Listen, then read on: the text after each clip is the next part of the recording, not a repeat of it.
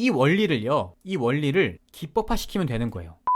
안녕하세요, 포모입니다. 흔히 이 단기 거래, 이 트레이딩 잘 하시는 분들 보면 이 상당수가 신고가 종목들을 주로 거래하는 거를 많이 보셨을 겁니다. 그만큼 이제 효율도 좋고 이제 화려하고 되게 강력한 방법 중 하나인데, 그래서 많이들 이제 뭐 신고가 매매를 하려고 단순히 뭐 조건식, 뭐 아니면 수식값, 기법 뭐 이런 거를 많이 찾아보는데, 그것도 중요하지만 저는 이제 그 전략의 원리랑 메커니즘을 이해하고 있는 게 훨씬 더 중요하다고 생각을 합니다. 그 원리를 알기에 앞서서 이 신고가가 뭘 의미하는지 신고가의 의미를 알아야겠죠. 크게 두 가지 의미가 있어요. 첫 번째, 이 매물벽이 없다. 이게 무슨 말이냐? 주가가 이렇게 있으면, 이렇게 주가가 바닥에 있는 경우에는요, 주가가 조금만 올라가면 이전에 이렇게 물려있던 사람들이 있죠. 이런 사람들이 그동안 마음고생을 많이 했고 빨리 이제 본절 탈출, 좀 그런 심리가 있기 때문에 이렇게 매도를 해요. 그런데 이 주가가 계속 어느 순간 이렇게 올라가다가 물량을 다 소화를 하고 이 신고가를 뚫잖아요, 이렇게. 그러면 이 위로는요, 이제 썩은 물량이 없다라고 표현을 하거든요. 그러니까 이제 이 위부터는 모두가 수익이야. 매수세가 들어오는 대로 쭉쭉 갈 수가 있거든요. 그래서 이 매물벽이 없는 게 되게 좋아요. 그러니까 가볍다고 표현을 하죠. 묵은 때를 벗겨낸 거, 그런 느낌으로 볼 수가 있어요. 그리고 두 번째 의미는요, 새로운 변화예요. 즉 새로운 변화는 이 기대감을 줄 수 있고, 이 기대감은 매수세로 이어질 수 있는 거죠. 자, 뭐가 새롭냐? 어떤 기업의 가격이 있는데 이 일정한 가격을, 기업의 어떤 가격의 밴드를 이렇게 넘어갔다는 거는 최고 가격을 경신한 거잖아요. 그냥 이유 없이 경신하진 않을 거예요. 분명 이 기업의 어떤 뭔가 새로운 변화가 있을 것이다. 그래서 이때랑 이 과거랑 현재가 뭔가 달라졌다. 그런 관점으로 볼 수가 있어요.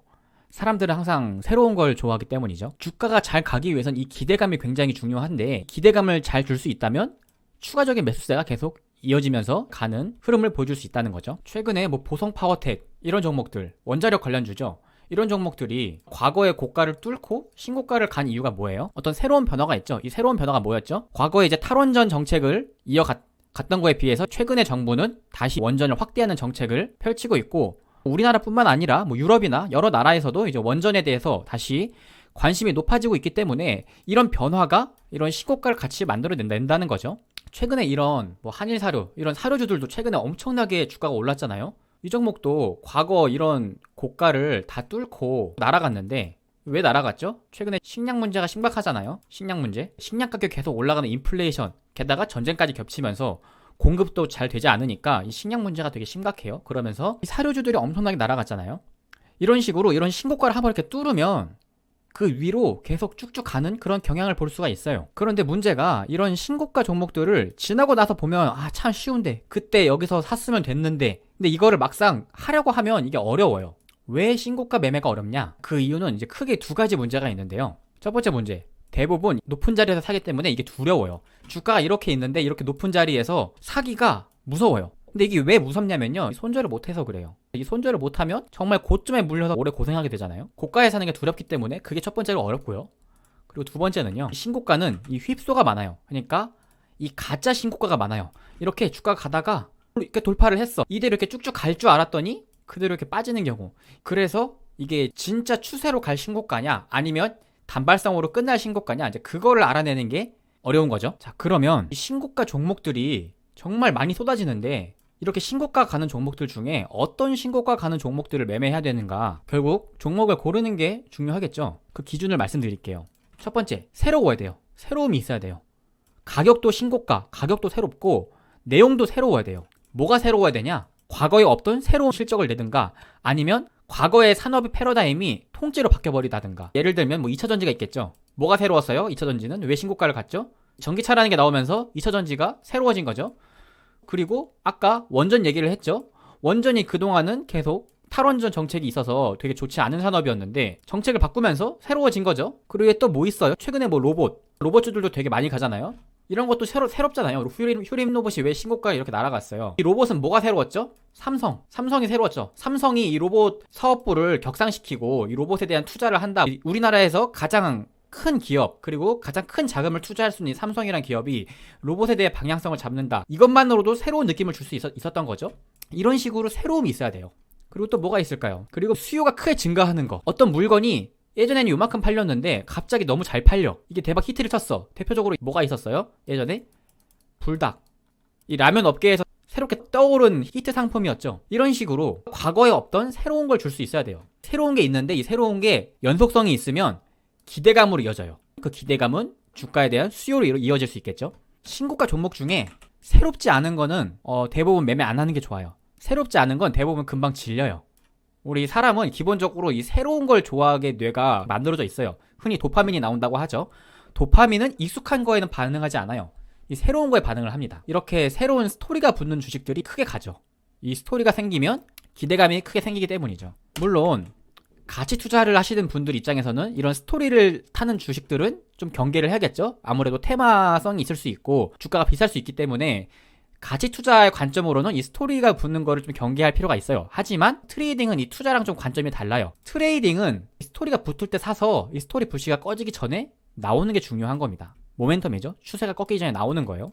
그러니까 관점이 좀 달라요. 이 스토리에 대한 개념은 제가 예전 영상에서 이 영상 주가가 오르는 원리 10배 오르는 주식의 특징 이 영상에서 제가 자세하게 설명한 내용이 있거든요. 디테일한 내용은 이 영상을 참고해서 보시면 될 것 같고요. 아무튼 이런 개념을 일단 이해하셔야 됩니다. 자, 그 다음에 이제 신고가 종목들을 어떻게 매매를 해야 되냐 기법에 대한 관점을 좀 설명을 드릴게요. 일반적으로 이 트레이딩 특히 이 신고가 종목을 매매하는 방식은요 크게 두 가지로 분류가 돼요. 이렇게 돌파에 사는 유형이 따라붙는 유형이 있고요.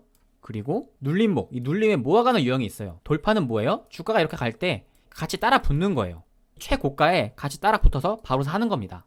그리고 눌림은 뭐예요? 주식이 이렇게 신고가를 뚫었는데 뚫고 나서 주가가 잠시 이렇게 멈추는 구간들이 있죠. 이런 구간에 이렇게 모으는 겁니다. 여기서 모아서 다시 반등할 때 이거를 노리는 거죠. 둘 다 장단점이 있는 방식인데 돌파 같은 경우는 뭐가 단점이냐? 뇌동 매매할 가능성이 너무 높아요. 따라다니는 매매, 막 돌파한다고 막 우르르 따라갔다가 물리고 이럴 가능성이 너무 높아요. 그래서 이 돌파 같은 경우에는 정말 확실한 돌파를 찾는 게 핵심이겠죠. 그래서 저의 경우는요 언제 돌파를 하냐, 강력한 재료가 나온 이 초입에 해요. 이렇게 돌파한 게 처음 돌파하는 자리다, 첫 돌파다. 그리고 이때 나온 이슈가 내가 봤을 때 정말 세다, 정말 재료가 강하다 라고 판단하는 경우에는 이거 눌림 기다릴 필요가 없겠다. 그런 경우엔 돌파 매매로 접근을 합니다. 정말 기업의 근본 가치가 바뀔 만한 재료, 정말 강력한 게 나온다면 돌파로 따라 붙어도 괜찮아요. 하지만 이런 거 정말 몇 개 없어요. 잘 안 나와요. 갑자기 어떤 대기업이 중소기업을 인수합병하겠다. 이 기업의 가치가 지금 1,000억인데 이거를 2,000억 주고 사겠다. 이런 식의 공시가 나오면 어때요? 대단한 거잖아요. 그러니까 이 정도로 되게 시장이 우아할 만큼 강력한 재료가 나오는 경우에는 이거는 싸게 산다 관점보다는 일단 사냐 못 사냐로 나눌 것 같아요. 그래서 개인적으로 돌파 매매는 재료가 새로 나왔을 때 그때만 한 번 정도, 많아야 2번 정도 하는 정도고 그 외에는 가급적 하지 않습니다. 정말 이 한 끗 차이거든요. 잘하면 돌파 매매고 잘못하면 뇌동 매매예요. 그리고 두 번째, 눌림에 모아가는 유형. 사실 이 유형이 제일 많아요. 제일 안정적이기도 하고. 그래서 저도 거의 한 7에서 80%는 거의 이 눌림에 모아가는 방식이 제일 많이 사용하거든요. 그래서 눌림에 대해서 좀 자세히 설명을 드릴 건데 이 눌리는 이유에 대해서 알 필요가 있어요. 주가가 이렇게 돌파를 했는데 다시 눌리잖아요. 근데 이게 왜 눌리는지 그 이유에 대해서 좀 알 필요가 있습니다. 이 눌림목에 대한 얘기는 이 거래량에 대한 개념도 같이 알고 계셔야 되는데 이 거래량 대한 내용은요, 제 최근 영상에서 여기 거래량 확률 높이는 방법 이 영상이 있거든요. 이 영상을 참고해 보시면 도움이 많이 되실 거예요. 눌림목 매매를 하신다면. 자, 이 눌리는 이유에 대해서 제가 설명을 드려볼게요. 만약에 이 신고가 가는 종목이 10개가 있다고 쳐봅시다. 이 신고가 종목들이, 이 주도주들이 동시에 10개가 같이 가는 경우가 잘 없어요. 그러니까 얘가 동시에 사이좋게 같이 이렇게 가는 경우가 정말 드물어요. 이렇게 다 같이 가는 경우는 언제가 있냐? 상승장, 유동성, 그냥 증시에 돈이 밀물처럼 막 들어오는 경우, 새로운 자금들이 계속 유입되는 경우, 이런 경우에는 동시에 같이 갈 수가 있는데 일반적인 경우에는 동시에 잘 안 가요. 보통 어떻게 가냐? 보통은 대부분 시장의 이 유동성은 한정적이에요. 시장의 돈은 한정적으로 이렇게 있어요. 그래서요, 한쪽에 돈이 몰리잖아요. 그러면 한쪽에는 수급이 비어요. 이렇게 종목이 10개가 있으면 오늘은 여기에 우와 하고 돈이 이렇게 몰리잖아요. 그러면 여기에는 돈이 비어요. 그리고 또 여기는 돈이 우와 하고 빠져나가면 돈이 다시 또 여기로 몰려요. 이러면서 또 올라가거든요. 그래서 보통 이걸 우리가 뭐라고 얘기를 하죠? 이걸 흔히 순환매라고 하죠. 돌아가면서 올라간다고. 월요일에는 A가 올라가고 화요일에는 B가 올라가고 수요일에는 또 다시 A가 올라가고 이런 식으로 올라가는 거예요. 이런 거 많이 봤을 거예요. 눌림 같은 경우에는 얘가 갈 때 붙는 게 아니라 다른 애가 갈 때, 얘가 쉴 때 얘를 샀다가 얘가 다시 돌아오면 그때 얘가 오르는 걸 팔고 나가는 거죠. 그래서 이 신고가 눌림매매 컨셉은요, 신고가 근처에 있는데 지금 당장은 움직이지 않아. 하지만 언젠가 수급이 다시 들어올 수 있는 종목, 이런 종목을 매수하는 게 핵심 원리예요. 이렇게 신고가를 뚫어놨는데 주가가 횡보하고 있어요. 잠잠해. 그런데 이 이슈가 끝난 게 아니야. 언젠간 다시 또 올라갈 수 있어. 하지만 지금 당장은 다른 종목에서 막 와 이렇게 몰려있기 때문에 여기서 끝나고 다시 또 어디 가지? 하다가 이 자금들이 다시 들어오면 다시 이렇게 돌파할 수 있다는 거죠. 그래서 눌림 매매하는 사람들은 이렇게 잠깐 시장에서 잊혀져 있을 때, 눌릴 때, 요때 모아서 다시 돈이 들어오면 곧 다 팔고 나가는 거죠. 이 원리를 이용하는 거예요. 그래서 이 원리를 기법화시키면 되는 거예요. 이 원리를 이평선으로도 할 수 있고, 아니면 볼린저 밴드를 활용할 수도 있고, 아니면 그냥 캔들 차트만 보고 이 전략을 활용할 수도 있는 거고, 다양하겠죠. 어떤 보조지표를 쓰냐, 어떤 차트를 쓰냐, 그거는 이제 개인마다 스타일에 따라 다른 거예요. 하지만 원리는 이거다. 자, 그래서 이 원리를 기반으로요, 요거에 해당하는 검색식을 한번 같이 만들어 봅시다. 요거에 해당하는 종목이 있을까? 첫 번째는 주가가 신고가 근처에 있어야겠죠? 그리고 두 번째는 최근에 많은 거래대금이 나와야겠죠? 신고가를 뚫으려면 이전에 매물대를 소화하는 과정이 필요하니까. 자, 그 다음에 당장은 잠잠해야 돼요. 자, 보통 잠잠한 경우에 어때요? 저는 이거를 이동평균선 이격이 줄어드는 구간으로 찾아볼게요. 이런 컨셉으로 종목을 찾아보겠습니다. 그 다음에 이런 식으로 종목을 찾은 다음에 그 다음에 재료를 파악해야겠죠. 재료 왜 올랐는지, 이 재료가 새로운지, 그리고 연속성이 있는지. 사실 이 재료를 보는 거는 경험도 필요하고 좀 변수가 많은 영역이긴 해요. 인간의 감이 필요한 영역이긴 한데, 대략적으로 이런 느낌을 줄 수가 있어야 돼요. 어떤 단발성 이벤트로 끝나는 게 아니라 지속적으로 진행되는 재료여야 됩니다. 기대감 같은 경우는요, 이 완성되는 순간 끝나요. 자, 이게 좀 이해가 안 가실 수 있는데, 비유를 하자면요, 여행 같은 거예요. 여행. 우리가 여행 갈 때 여행 가기 직전에 되게 설레고 즐겁잖아요. 그래서 이 여행처럼 뭔가 일이 진행되는 그 과정이 즐거운 거지, 이게 막상 끝나고 나면 허무해요. 그래서 주식도 이 기대감을 주기 위해서는요, 현재 진행형이 돼요. ing. 완료형이 되면 안 돼요. 그래서 이 재료가 ing인지 그걸 좀 판단을 해야겠죠. 그런 종목을 고르는 겁니다. 그래서 이제 요 컨셉으로 한번 검색식을 간단하게 하나 만들어 볼 거예요. 먼저 주가가 신고가 근처에 있어야겠죠. 자, 여기 신고가 검색하고 누르면, 자, 일봉 기준인데 저는 일봉 아니라 주봉을 할게요. 주봉 기준으로 52봉, 여기 가운데 52봉 중 신고가에 마이너스 10% 이내 근접. 자, 이렇게 한번 해볼게요. 자, 이 조건은 이 주가가 52주 신고가가 있으면 이 신고가 근처 마이너스 10%까지 요 밴드 안에 있는 종목을 찾는다라는 검색 조건이에요. 자, 요거를 하나 넣고 그 다음에 여기 추가를 눌러주시고요. 요거 세 번째 거를 클릭한 다음에 대략 한 5봉, 자, 5봉으로 할게요. 5봉 이내에 52봉 신고가 발생 수정. 자, 이렇게 할게요. 자, 이건 뭐냐? 최근에 5봉이면 주 단위니까 5주, 한 달 이내에 신고가를 한번 찍었다는 거예요. 이 신고가를 한번 찍었던 종목들, 요거를 필터링 하는 거예요. 일단 요거만 가지고 검색을 해보면 엄청 많죠?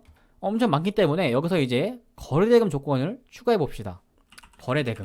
자, 거래대금도 보면 여기에 기간 내 거래대금이라는 게 있어요. 이거. 자, 이거는 일간으로 해볼게요. 최근에 많은 거래대금이 나왔어야 됩니다. 적어도 최근 한 20봉 이내에, 그러니까 한 달 이내에 거래대금이 한 1000억 이상은 한 번쯤 나왔어야 됐어. 1000억 이상 거래대금. 자, 이렇게 한번 검색해 볼게요. 많이 줄었죠?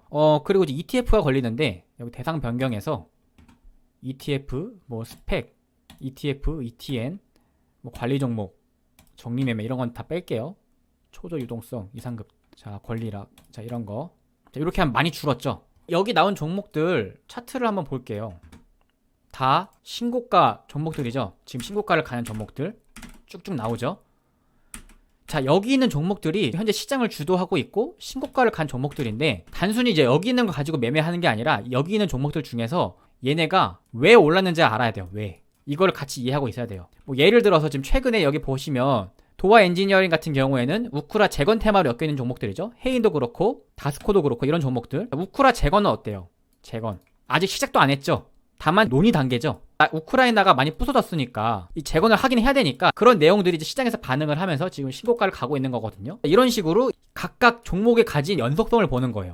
연속성. 그리고 여기서 포인트를 하나 또 추가를 해야겠죠. 그 다음에 넣을 거는 이동평균선으로 이격이 줄어드는 구간을 넣을 거예요. 이거는 뭘로 할 거냐? 구체적인 값이 정해져 있는 건 아니지만 하나 정해서 해볼게요. 임의로 이격도라고 검색합니다. 여기서 기준값 범위를 누르시고요.